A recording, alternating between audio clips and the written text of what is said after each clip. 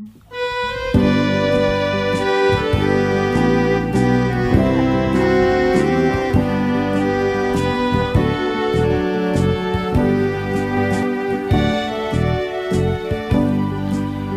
qua nu hoa linh par vuzela kapian ka seilen na vang ko pui I thum chuak ring pha za leng jong te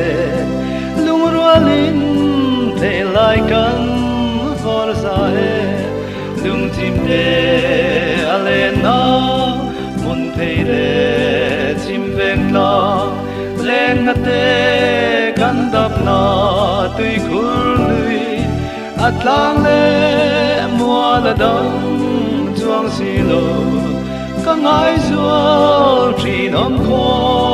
harin zik tui thiang le zo thi phim le na bo ruak thiang le ro mei azam chia ye kan zo nun moi zamo pui liam lo na la lung do le zia lung in aha lung chim te alena mun thei le chim veng la len na te kan dap na tui khur lui atlang le mua la dang chuang si lo ka ngai zual trin om kho harin kan zo tlang kwa tin ka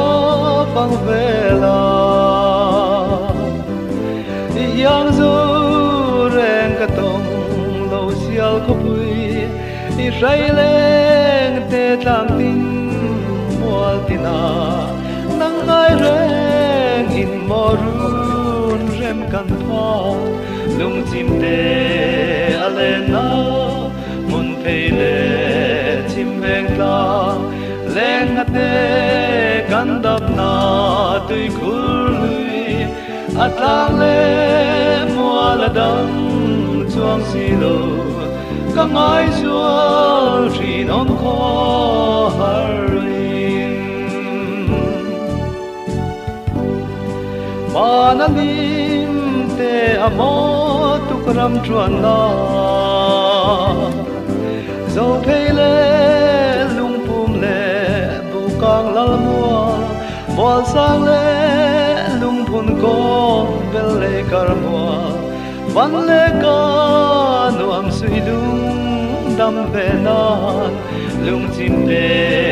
alena mun thei le vur do zo leng na te kan dap na tui khur lui atlang le mua la dang chuang si lo ka ngai zual trin om kho har